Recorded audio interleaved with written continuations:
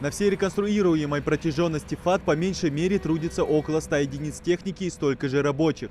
Благодаря слаженной работе магистральная трасса понемногу обретает окончательный вид. 26 километров поделили на несколько участков, а обновлением занимаются сразу несколько бригад. За реконструкцию 3-километрового участка вблизи селения Газиюрт взялись еще несколько месяцев назад. И довольно быстрыми темпами работа здесь подходит к завершению. На данный момент у нас идет устройство нижних слоев асфальтобетонного покрытия.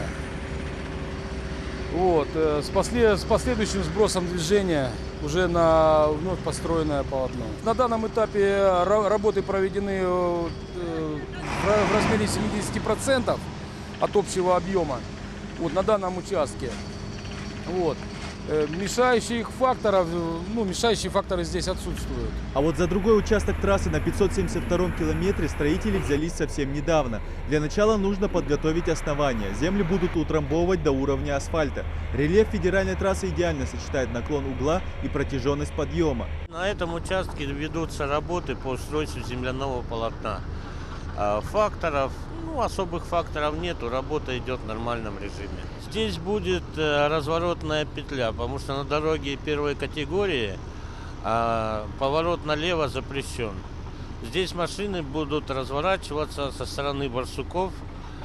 Кто едет со стороны Барсуков, могут развернуться в обратном направлении. Также на трассе вблизи круговой развязки Наздрань и Кажево уже несколько недель ведутся работы по устройству земельного полотна и выравнивания ландшафта дороги. Планируется расширение с последующей укладкой асфальтового покрытия в 3 слоя. Из-за форсированных строительных работ на федеральной трассе часто меняются правки по передвижению, перестраивая дорожный поток временными объездами. Знаки об изменениях расположены везде, но невнимательность водителей приводит к дорожным происшествиям. А самым проблемным участком для жителей пока остается Магасовский круг. Именно он является самым сложным и затратным, ведь здесь планируется не только обновление полотна, но и строительство развязки, соединяющей федеральную трассу с Назранью и Магасом.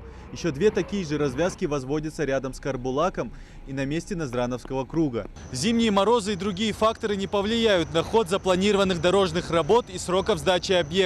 Рабочие продолжат заготавливать основания для последующего обновления. По контракту срок сдачи объекта запланирован на конец 2020 года. Идрис Ижиев, Магомед Белакиев, Новости 24.